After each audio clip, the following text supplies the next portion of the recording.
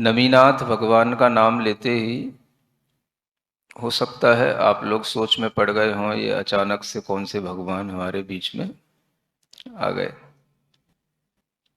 कौन से भगवान की बात कर रहा हूं मैं?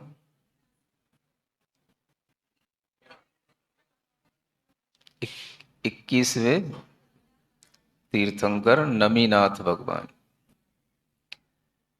वह भगवान की स्तुति हम क्यों करते हैं, हमें क्यों करना चाहिए, स्तुति से हमें क्या फल मिलता है, और वह स्तुति करने वाला स्तोता किस लिए भगवान की स्तुति करता है, इन सब बातों के बारे में अगर हम जानना चाहें तो इस काव्य को हम पढ़ सकते हैं। प्रत्येक व्यक्ति भगवान की पूजन तो करता ही है, और वह पूजन ही एक तरह की स्तुति होती है। किंतु जो आप लोग पूजन करते हैं, उस पूजन में स्तुति होती है कि नहीं होती, ये मैं 100% तो नहीं कह सकता, लेकिन ये बात 100% कह सकता हूं कि अगर आप भगवान की स्तुति करते हैं तो उसमें भगवान की पूजन भी हो जाती है। क्योंकि स्तुति में भगवान के गुणों का कीर्तन होता है, भगवान के गुणों का बखान होता है।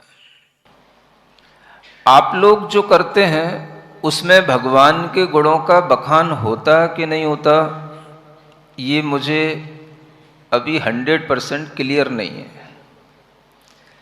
क्योंकि जब कभी हम आपके मुख से आवाज़ें सुनते हैं,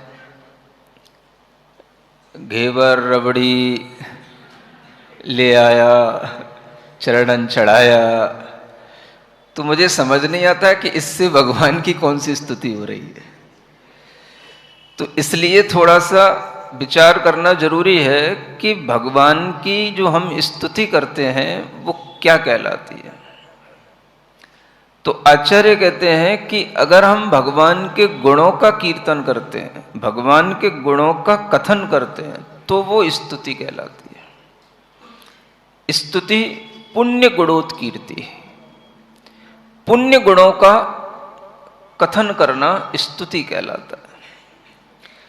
और ऐसी स्तुति कोई भी स्तुति करने वाला जो साधु है, श्रावक है, सज्जन पुरुष है, वह भगवान की स्तुति किस लिए करता है, तो आचार्य कहते हैं भगवान की स्तुति से हमें कुशल परिणामों की प्राप्ति होती है। हमारे भाव शुभ होते हैं, हमारे परिणामों में निर्मलता आती है। भगवान की स्तुति करोगे तो आपके परिणाम विशुद्ध होंगे, निर्मल होंगे, और वह निर्मलता तब आएगी जब हमारे कसायों में मंदता आएगी। तो भगवान की स्तुति करने से कसायों में भी मंदता आती है। जब कसायों में मंदता आएगी तभी आपके परिणामों में शुभता आएगी, निर्मलता आएगी। इस उद्देश्य के साथ में भगवान की स्तुति की जाती है। आप लोग भगवान की स्तुति करते तो होंगे ही। अब उस स्तुति को करते हुए अगर आपको उसका प्रयोजन नहीं मालूम कि स्तुति किस लिए है और इस स्तुति को कैसे किया जाता है, तो फिर आपको उससे लाभ की जो प्राप्ति होनी है वो कैसे हो सकेगी। तो इस बात को हमेशा ध्यान रखा जाए, जो बहुत महान आचार्य हमें बता रहे हैं कि भगवान की स्तुति उस स्तुति करने वाले व्यक्ति के लिए कुशल परिणाम उत्पन्न कराती है। कुशल परिणामों की प्राप्ति के लिए भगवान की स्तुति की जाती है। कुशल परिणाम आए स तदा, तदा मतलब तभी, उसी समय पर। आप सोचते हैं कि आज हम भगवान की स्तुति करेंगे, हमें वर्षों बाद फल मिलेगा। आज हम भगवान के लिए कोई भी स्तुति का कार्य करेंगे, पूजन आदि का कार्य करेंगे, तो वो हमारे लिए आगामी समय में फल देगा। लेकिन यहां आचार्य क्या कहते हैं, आपको आगामी समय में जो फल मिलेंगे वो तो बाद में होंगे, और वो आगामी समय के फल इस बात पर डिपेंड करेंगे कि आपके वर्तमान में जो फल मिल रहा है वो आपके पास है कि नहीं। वर्तमान में क्या फल मिलेगा? जिस समय पर आप भगवान की स्तुति कर रहे होंगे उस समय पर आपके परिणामों में कुशलता है, शुभता है, तो आगामी फल की कोई इच्छा रखी जाए। और आप आगामी फल की इच्छा तो कर रहे हैं और वर्तमान में आपके परिणामों में कोई शुभता है नहीं, तो उस स्तुति से आपको जो लाभ नहीं मिलेगा तो फिर आप सीधे सीधे भगवान के ऊपर ब्लेम लगाने लग जाएंगे। हमने आपकी इतनी बड़ी बड़ी पूजने की, इतनी बड़ी बड़ी स्तुति की और लाभ तो हमें कुछ मिला नहीं। तो आज यही हो रहा है। ये जितने भी मंदिर में पुजारी हैं, पंडित हैं, जितने भी मंदिर के सेवक हैं, सब खूब बड़े बड़ी स्तुतियां कर रहे हैं, बड़े बड़े आयोजन कर रहे हैं, लेकिन किस लिए करना और उससे हमें क्या प्राप्त होना, ये प्राप्ति पर तो हम ध्यान देते हैं कि हमें इसका ये फल मिल जाए, वो फल मिल जाए। लेकिन आप ये ध्यान रखो, कोई भी रिजल्ट अगर हमें फ्यूचर में मिलता है तो उससे पहले प्रेजेंट में भी हमें उसकी कोई ना कोई अनुभूति अच्छी होनी ही चाहिए। अगर हमें प्रेजेंट में कोई उसका फल नहीं दिख रहा है और हम केवल फ्यूचर के फ्रूट्स की तरफ देख रहे हैं, तो फिर आपके लिए फ्यूचर में भी कैसे क्या मिल जाएगा। जब वर्तमान में हमारे परिणामों में कुशलता होगी तो वही परिणाम हमें पुण्य का बंध कराता है। उसी पुण्य के फल से फिर हमें अपने इच्छित फलों की प्राप्ति होगी। यह जो एक प्रोसेस है, ये भीतर से अगर हम महसूस करते हैं तो हमें आगामी अच्छे फलों की प्राप्ति होती है। और अगर हम इसको महसूस नहीं करते हैं और ये हमारे उद्देश्य में नहीं होता है तो हम केवल एक रूटीन शेड्यूल की तरह अपना काम करते रहते हैं। हमें मंदिर आना है, हमें दर्शन करना है, हमें प्रभु पतित पावन की विनती ही पढ़ना है। अगर उसकी जगह पर कोई दूसरी पढ़ ली तो वो हमारा मंदिर जाना बेकार हो गया। पक्का ही बात है ना। हमें मंदिर में जाने के बाद में वहां बैठ कर के जो हमारी आदत में है, जो हमारे मुंह पर चढ़ा हुआ है, हमें वही बोलते चले जाना है। अगर उसको बीच में किसी ने डिस्टर्ब कर दिया तो हम कल से मंदिर भी नहीं आएंगे, क्योंकि हम बहुत बड़े पुजारी हैं भगवान के। रोजाना हम भगवान की पूजा करने आते हैं। हमें 25 साल हो गए इसी मंदिर में महाराज दर्शन करने आते हुए। 25 साल से मैं भगवान के दर्शन लगातार कर रहा हूं।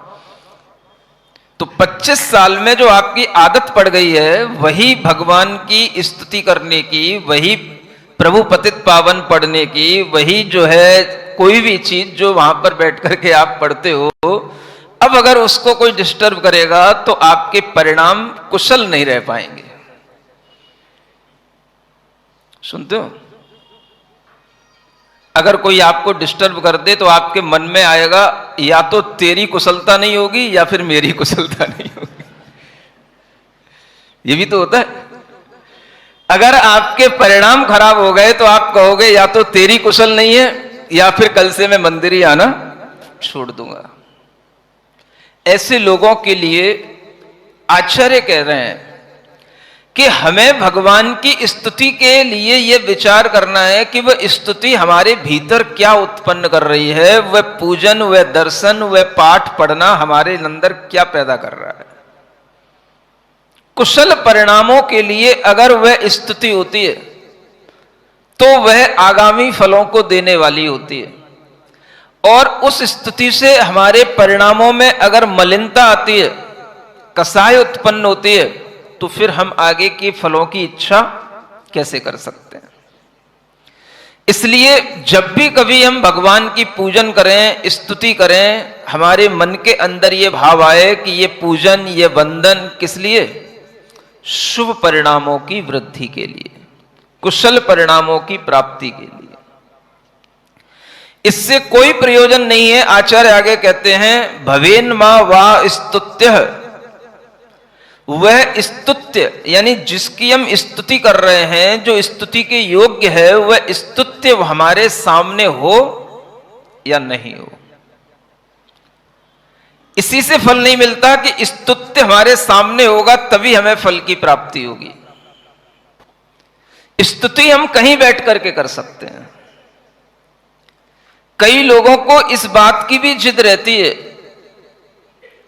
कि हमें प्रतिदिन भगवान का दर्शन चाहिए। सुन रहे हो? इस बात की भी उनके अंदर जिद हो सकती है कि स्तुत्य हमारे सामने ही होना चाहिए।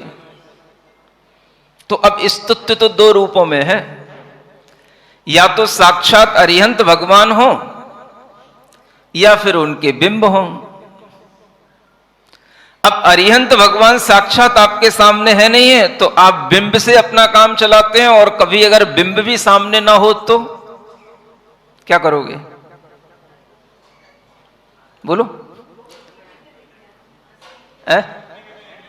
टीवी में देख लोगे? अरे वाह, आजकल तो एक बहुत अच्छा काम हो गया, मोबाइलों में ही सब, सुबह से पूजा देखो, सब धाराएं देखो, मोबाइलों में ही सब जगह जगह के तीर्थों के दर्शन कर लो।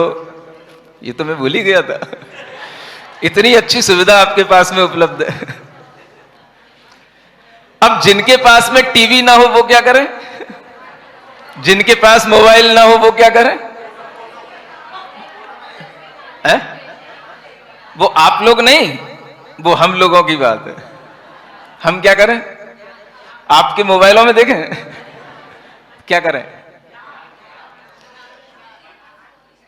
आचार्य क्या कह रहे हैं, क्या स्तुति होती है, ये तो हम कभी सुनते ही नहीं, हम सिर्फ अपने मन की करते हैं। अगर हमारे सामने स्तुति नहीं है तो किस रूप में नहीं है? देखो, चार चीजें होती हैं, एक द्रव्य, एक क्षेत्र, एक काल और एक भाव। द्रव्य रूप में स्तुत्य कैसा होगा? साक्षात अरिहंत भगवान हमारे सामने होना, उनके बिंब होना, उनका द्रव्य होना।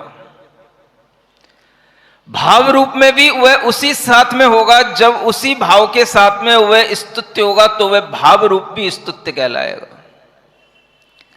क्षेत्र रूप में स्तुत्य तब कहलाएगा जिस क्षेत्र में वह हमारे सामने हो, उस क्षेत्र में हम भी उपस्थित हों।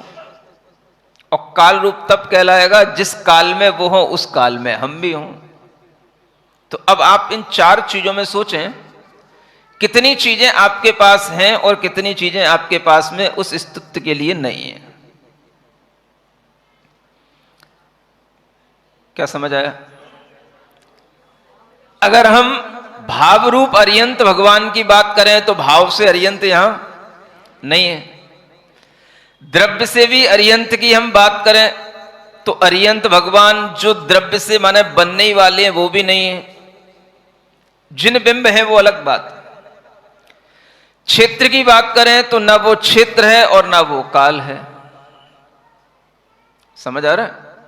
अगर हम साक्षात अरिहंत भगवान की बात करें तो अभी हमारे इस क्षेत्र में भगवान अरिहंत साक्षात नहीं है। काल की अपेक्षा से देखें तो इस काल में भी नहीं है। लेकिन अगर द्रव्य और भाव की बात करें तो वो आपके विश्वास पर डिपेंड करेगा। आपको विश्वास है कि कहीं ना कहीं कोई वह आत्म द्रव्य ऐसा है जो अरिहंत परमेष्ठी के भावों से विद्यमान है, और उस द्रव्य और भाव की उपस्थिति भले ही यहां नहीं है लेकिन कहीं ना कहीं है। ऐसा आपके मन में विचार आएगा? अगर वो आएगा तो ही आपके लिए वह द्रव्य और भाव से तो उपस्थिति हमेशा दिखाई देगी, क्षेत्र और काल से उपस्थिति भले ही आपके सामने हो या ना हो। तो अभी अगर हम कहें कि भगवान अरिहंत देव उपस्थित नहीं है तो किस अपेक्षा से नहीं है? क्षेत्र की अपेक्षा से नहीं है, इस काल की अपेक्षा से नहीं है, लेकिन द्रव्य और भाव की अपेक्षा से तो कहीं ना कहीं है।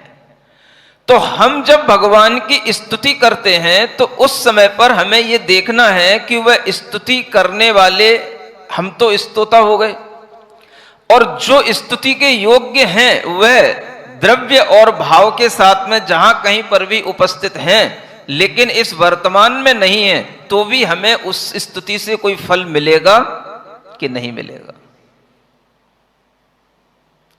ये आपके अंदर एक प्रश्न उत्पन्न हो सकता है। क्या भगवान जब सामने होते हैं तभी फल मिलता है? अब जैसे अरियंत भगवान सामने नहीं है तो भी हमें फल मिलेगा कि नहीं, ऐसे ही अगर जिनबिंब भी सामने नहीं है तो हमें फल मिलेगा कि नहीं? क्या सुना? अगर जिनबिंब भी हमारे सामने नहीं है, अगर मान लो मोबाइल में भी नहीं है तो भी फल मिलेगा कि नहीं? क्या अरियंत भगवान नहीं है तो केवल जिनबिंब से फल मिलता है, और जिनबिंब का फल हमें क्या केवल मोबाइल के दर्शन से मिल सकता है? जिनबिंब दर्शन के से फल मिलता है ये तो शास्त्रों में लिखा है, लेकिन मोबाइल के जिनबिंबों से, मोबाइल में दर्शन करने से फल मिलता है ये तो अभी कहीं शास्त्रों में पढ़ने में आया नहीं। नहीं समझ में आ रहा? आप कहोगे कि महाराज उस समय पर मोबाइल होंगे नहीं। अब होंगे कि नहीं होंगे, नहीं भी होंगे तो भी फल जिससे मिलेगा वो चीज लिखी हुई है, और जिससे नहीं मिलेगा उसकी बात नहीं की गई है। अब मैं आपसे पूछता हूं, इन मोबाइल को हम किससे कंपेयर कर सकते हैं? मोबाइल में क्या होता है आखिर? ये जिन बिंब हैं या ये जिन बिंबों के चित्र हैं?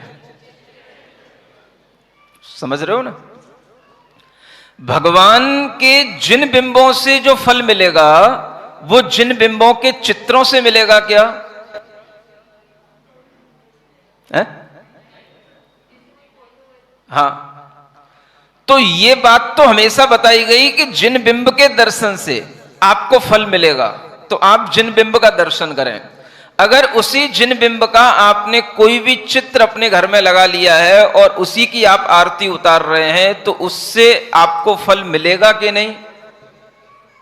बोलो, ये बात शास्त्रों में लिखी है कि नहीं? शास्त्रों में क्या लिखा है? शास्त्रों में सूत्र रूप में सब वाक्य रहते हैं। अगर ये लिखा है कि जिन बिंब के दर्शन से हमारे कर्मों का नाश होता है, तो जिन बिंब के ही दर्शन से होगा, फिर वो जिन बिंब के जो फोटोज होंगे उनसे नहीं होगा। तो सूत्र वाक्यों से ही ये बात निर्धारित हो जाती है। इसीलिए कोई भी व्यक्ति जिन बिंबों के दर्शन करने के लिए मंदिर तक पहुंचता है, मंदिर दूर भी हो तो वहीं पर जाएगा, ना कि उनका एक बार फोटो खींच के ले आए, अपने घर की वॉल पे लगा ले और फिर जो है उसी को देखता रहे, भाई मैंने तो जिन बिंब के दर्शन कर लिए। तो आपके मोबाइल में वॉलपेपरों पर क्या है? आपके स्टेटस पे क्या लगा हुआ है? जिन बिंब लगे हुए हैं। तो अगर आपको जिन बिंब के दर्शन का भाव है, तो क्या इससे आपका काम चल जाएगा? इससे आपके अंदर कुशल परिणामों की प्राप्ति हो जाएगी, या इससे आपके अंदर विशुद्धि उत्पन्न होने से आपको पुण्य का लाभ मिल जाएगा? बोलो, विचार करो। आप कुछ विचार करते ही नहीं हो, सब चलता रहता है अंधाधुंध। भगवान जिनेंद्र देव के दर्शन करना, उनकी स्तुति करना, भले ही वो दर्शन हमारे सामने नहीं भी हो तो कोई बात नहीं, लेकिन उस स्तुति के प्रति स्तुति का भाव अगर हम दूर बैठ करके भी करते हैं और वह स्तुति हमारे सामने नहीं भी हो, उस क्षेत्र में उस काल में नहीं भी विद्यमान हो, तो भी आचार्य समंत भद्र महाराज कहते हैं आपको फल की प्राप्ति अवश्य होगी। क्या सुन रहे हो? किसकी प्राप्ति होगी? कौन से फल की? जो स्तुति का फल होगा उस स्तुति के फल की प्राप्ति आपको अवश्य होगी। यह बात आपके दिमाग में कहां है? आपके लिए अगर दर्शन नहीं हो रहा है तो आप मोबाइल पे दर्शन करके काम चला रहे हो, तो इसका मतलब है ये बात आपके लिए दिमाग में नहीं है। और उस समय पर क्या आप मोबाइल सामने रख करके उदक चंदन करते हो? क्या है? क्या करते हो कि मोबाइल के ऊपर ही धारा कर लेते हो? हाँ, यही बैठे भगवान, उसी के सामने लड्डू चढ़ा देते हो। क्या कर लेते हो मोबाइल के सामने? ये विचार करने की बात है कि आपको केवल मोबाइलों में दर्शन करने से शुभ परिणामों का बंद होगा क्या? आपके परिणामों की कुशलता आएगी क्या? या आप केवल इससे हैप्पी हो जाएंगे कि हाँ, आज हमने ये भी देख लिया, आज ये भी देख लिया, आज ये भी देख लिया, आज ये भी देख लिया, 5 मिनट लगे, हमने 10 जगह के भगवान के दर्शन कर लिए, वाह भगवान बहुत दर्शन हो गए, बहुत खुश हो गए। सुनते हो? लाभ किससे मिलेगा? स्तुति करने से। और स्तुति के लिए आपके समक्ष उस क्षेत्र में भगवान नहीं भी हो जहां आप बैठे हैं, उस समय पर भगवान नहीं भी हो जहां आप बैठे हैं, लेकिन अगर आप स्तुति कर रहे हैं तो आचार्य कहते हैं आपके लिए लाभ की प्राप्ति होगी। और वह लाभ किस रूप में है? सबसे पहले तो आपकी परिणामों की शुभता, और परिणामों के शुभ होने पर उसी से आपको आगामी फलों की प्राप्ति होना, ये लाभ आपको मिलेगा। और इस लाभ के लिए आपको कहीं पर भी पराधीन होने की जरूरत नहीं है। आचार्य ये भी कह रहे हैं आगे कि यह जो श्रायस का मार्ग है, श्रायस पथ, ये स्वाधीन है। कैसा है? धर्म का मार्ग पराधीन नहीं होता, आत्म कल्याण का मार्ग पराधीन नहीं होता, ये स्वाधीन मार्ग। और इस स्वाधीनता के कारण से ही हे भगवान, हम जहां बैठे हो वहां आपकी स्तुति कर सकते हैं। और इसी प्रकार का भाव वह आचार्य समंतभद्र महाराज रखे, जहां भी होते हैं वह भगवान की स्तुति करते रहते हैं।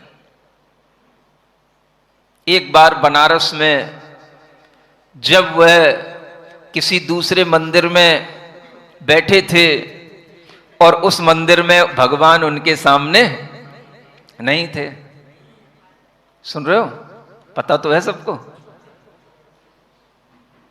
उनके सामने जिनेंद्र भगवान का दर्शन ही नहीं था। सामने कुछ था तो कुछ और ही था। उसकी संरचना भी कुछ और तरीके की थी। उसमें जिनबिंब कहीं से कहीं तक दिखाई दे ही नहीं रहा था। अब क्या करें वहां बैठ करके? तो क्या करेंगे वहां बैठ के?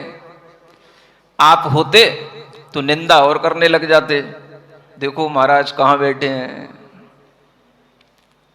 समझ में आ रहा है? बड़ी समस्या है आप लोगों के साथ में, लेकिन क्या करें, रहना तो आपके बीच में ही पड़ता है। वो आचार्य समंतभद्र महाराज के सामने जो मंदिर है वो कुछ और ही है। सामने जिस पाषाण की आकृति है वो कुछ और ही है, और वह भगवान की स्तुति कर रहे हैं। उनको उससे फल मिलेगा कि नहीं मिलेगा? सुन रहे हो? मिला? क्या मिला? उनके स्तुति के फल से ही भगवान वहां सामने आ गए। ये बात अलग है, लेकिन उन्होंने इसलिए स्तुति नहीं की कि भगवान सामने आ जाएं। उनके भगवान तो हृदय में विद्यमान। साधु कहीं पर भी बैठा हो वह किसकी स्तुति करेगा? कई बार जब हम विहार करते हैं, विहार करते हुए हमें ऐसे अनेक स्थान मिलते हैं। हम हर मंदिर में जाते हैं। बालाजी के मंदिर में भी हम बैठते हैं, शंकर जी के मंदिर में भी हम बैठते हैं, सभी मंदिरों में बैठते हैं हम।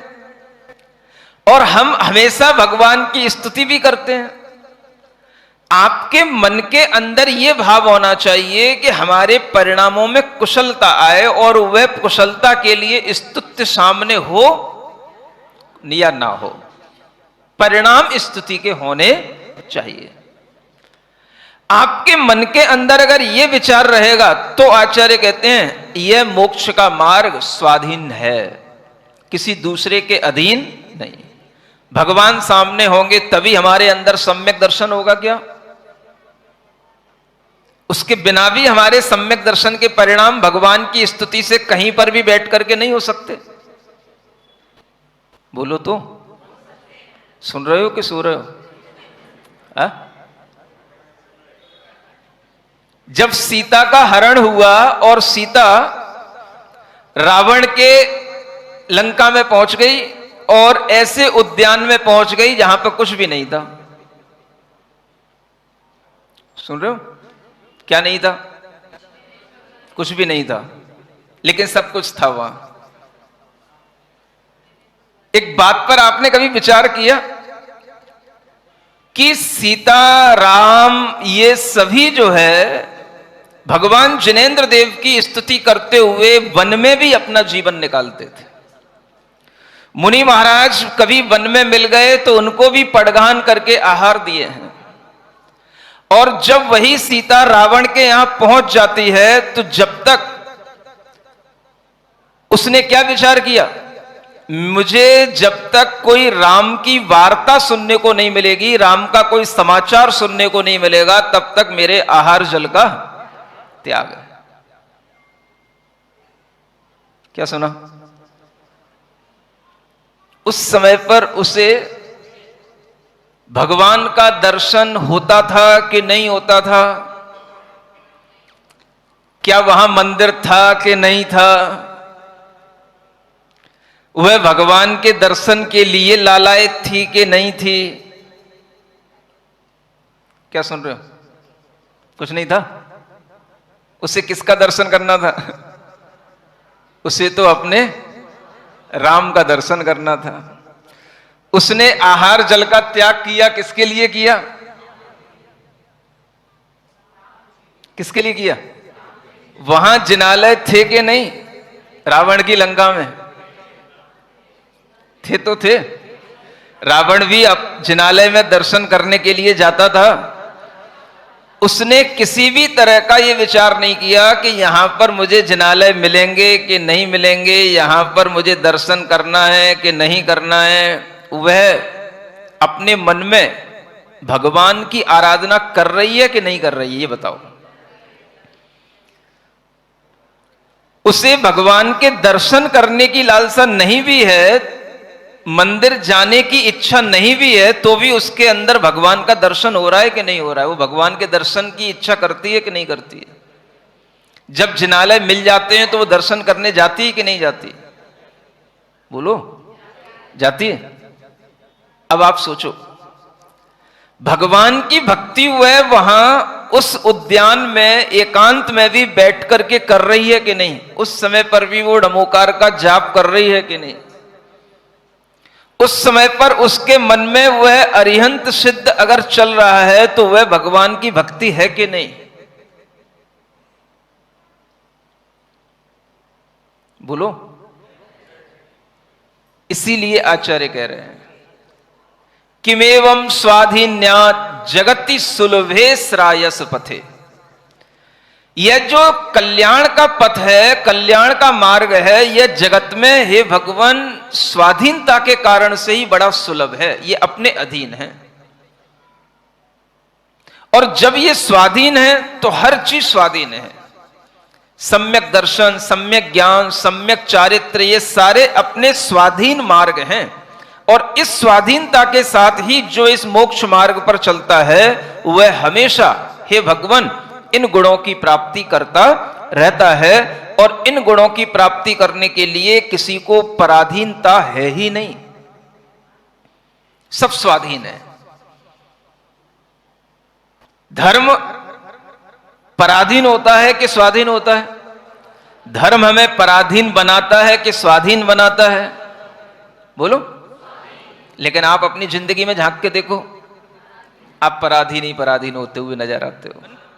लगने लगे पवित्र हो गया, स्वस्थ हो गया, प्रसन्न हो गया, तो आचार्य कहते हैं आप स्तोता बन गए। स्तुति करने वाला क्या कहलाता है? स्तोता। स्तोता का लक्षण आचार्यों ने यही बताया, स्तोता भव्य प्रसन्नधि।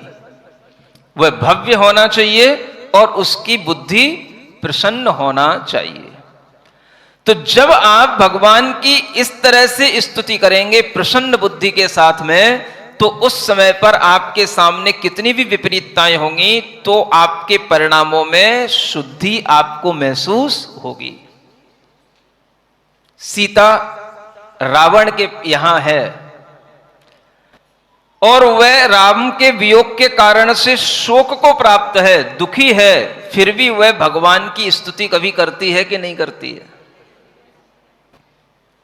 और जब स्तुति करेगी तो उस समय पर उसका मन प्रसन्न होगा कि नहीं होगा? राम को भी कभी कभी जब खेद खिन्नता होती थी तो वह भी भगवान की स्तुति करके मंदिर में बैठ करके भगवान की स्तुति करके प्रसन्न हो लेते थे, और जब मंदिर नहीं होता था तो जहां बैठ जाते थे वहीं पर प्रसन्नता आ जाती थी। तो यह भी एक मार्ग है, और इस मार्ग को भी हम ध्यान में रखते हुए अगर हम आगे बढ़ते हैं तो हम समझ सकते हैं कि भगवान की स्तुति करने वाला स्तोता कैसा होना चाहिए, स्तुत्य यानी जिनकी हम स्तुति कर रहे हैं वो ऑब्जेक्ट कैसा होना चाहिए, और जो स्तुति की क्रिया है वो हमारे लिए कौन सा फल देने वाली होनी चाहिए। तो जब आप भगवान की स्तुति करते हैं आपके सामने सब कुछ होता है, सब्जेक्ट, ऑब्जेक्ट और वर्ब। सुन रहे हो? टेंस बना रहे होते हो आप, ये आपको फील होता है कि नहीं? सब्जेक्ट कौन कौन करने वाला है? मैं स्वयं स्तोता। ऑब्जेक्ट क्या? स्वयं वह भगवान वीतराग देव। और स्तुति क्या? जो उनके पुण्य गुणों का हम उच्चारण कर रहे हैं वह स्तुति है। और फिर उसका फल क्या? तो आचार्य कहते हैं फलम नैश्रेयसम सुखम। फल क्या है? निश्रेयस सुख की प्राप्ति होना, कल्याण की प्राप्ति होना, यह उसका फल है। और यह फल आपके वर्तमान के कुशल परिणामों पर अनुभूत अगर आपको होगा तो उस पर डिपेंड करेगा। तो देव शास्त्र और गुरु की भक्ति करने को कहा गया। आप लोग देव की भक्ति करते हैं, कभी कभी शास्त्र की भी कर लेते हैं, और कभी कभी आपको गुरु की भक्ति करने का भी अवसर आ जाता है। सुन रहे हो? इसमें भी कोई मुख्य गौण हो सकता है। अगर कहीं मुख्य गौण हो गया तो आपको डर लग सकता है। जब आपके सामने गुरु हो तो आप अगर गुरु भक्ति में थोड़ा समय ज्यादा लगा दें और देव की भक्ति में थोड़ा समय कम लग जाए तो ऐसा तो नहीं लगेगा पाप हो गया? हाँ, बहुत चिंता रहती है आपको पापों से। हाँ, मैं सुनता रहता हूं हर छोटी छोटी बात में, महाराज दोष तो नहीं लग गया, पाप तो नहीं लग गया? मुझे लगता है बड़े निर्दोष लोग हैं यहाँ के। है? देव शास्त्र और गुरु की भक्ति में यह पुण्य के अवसरों से हमें जब कोई चीज हमारे पास चल करके आती है तो वह पुण्य के कारण से चल करके आती है, और जो चीज हमारे पास हमेशा बनी रहती है वो भी पुण्य के कारण से बनी रहती है। अब उन दोनों में मुख्य कौन है ये बताओ? जो चीज चल करके आई है वो आपके पुण्य का फल है, या जो हमेशा आपके सामने है वही केवल पुण्य का फल है? और इन दोनों में कंपेयर करोगे तो पुण्य का फल आपको बढ़ते हुए रूप में कहां दिखाई देगा ये बताओ? सुन रहे हो? तो आपके लिए यह मैं समझ रहा हूं कि यह भी एक बुद्धि का विषय बन सकता है कि हम देव शास्त्र गुरु की भक्ति करते हैं, और देव शास्त्र गुरु की भक्ति में भी अभी हमें जो चांस मिल रहा है वह हमारे लिए बहुत अच्छा समय है जब हम बहुत देर तक गुरु के वचनों को भी सुनते हैं तो वो भी गुरु की भक्ति ही कहलाती है। समझ में आता है कि नहीं आता? ये गुरु भक्ति है कि नहीं? महाराज हम तो कुछ बोल ही नहीं रहे हैं, गुरु भक्ति में तो कुछ बोलना पड़ता है ना।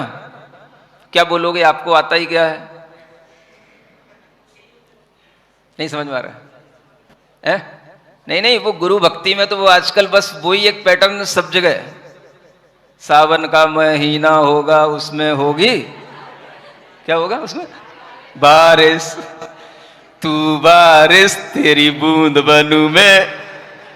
बस फिर होली आएगी, होली में पिचकारी तेरा रंग बनूं मैं। इसके अलावा कुछ आता ही नहीं। हमें लगता है दुनिया में बस जाइए गुरु भक्ति रह गई। नहीं समझ में आ रहा? जहां देखो तहां बस जाइए गाना। हमने कुछ सीखा कि नहीं सीखा, या जो हम केवल रटा रटाया बस वो ही बोलते रहते हैं उसी को हम भक्ति समझते हैं? नहीं समझ में आ रहा? कुछ गलत हो गया क्या? तो जो हमारे मन के अंदर कभी ऐसा गुणों के प्रति कीर्तन करने का भाव आए तो वो जो है गुरु भक्ति का भाव कहलाता है। अब इसमें क्या सार है? सावन का महीना होगा, फागुन का महीना होगा, भादों का महीना होगा, बारिश होगी, तू बारिश तेरी बूंद बनूं मैं। क्या बनूं मैं?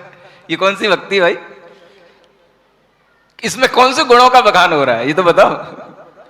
जिसमें कोई गुणों की स्तुति हो रही हो, कुछ उसमें हमें आत्मिक कोई गुणों का भाव आ रहा हो, कोई उनकी किसी भी तरह के गुणों की प्रशंसा की जा रही हो, तो वो कोई भक्ति कहलाए। बुरा नहीं मानना, सब जगह से यही चलता आ रहा है, वो सब जगह यही सुनता आता हूं मैं, जब देखो तब बस यही, चौके में तो बाहर तो बस यही चलता रहता है। तो हम कभी विचार ही नहीं करते कि हम क्या कर रहे हैं, हमें क्या करना चाहिए। ये विचार भी हमें कभी कभी गुरुओं के उपदेशों से ही सुनने सीखने को मिलेगा। इसलिए बुरा मानने की जरूरत नहीं है, सौभाग्य मानने की जरूरत है कि हमें ये विचार भी सुनने सीखने को मिल रहे हैं। समझ में आ रहा है? इसलिए आचार्य कहते हैं, कौन विद्वान पुरुष ऐसा होगा जो भगवान की स्तुति नहीं करना चाहेगा? अगर विद्वान होगा तो वह भगवान की स्तुति अवश्य करेगा।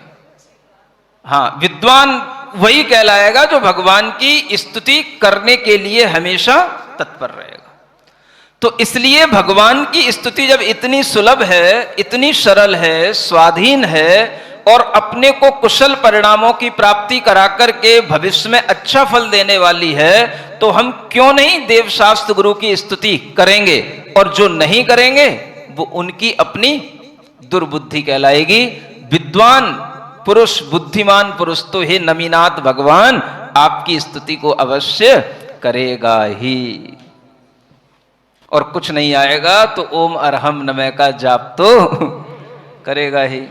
ओम अरहम ओम अरहम ओम अरहम बोल, सभी कार्य की सिद्धि से तू। ओम अरहम नमः ओम अरहम नमः ओम अरहम नमः ओम।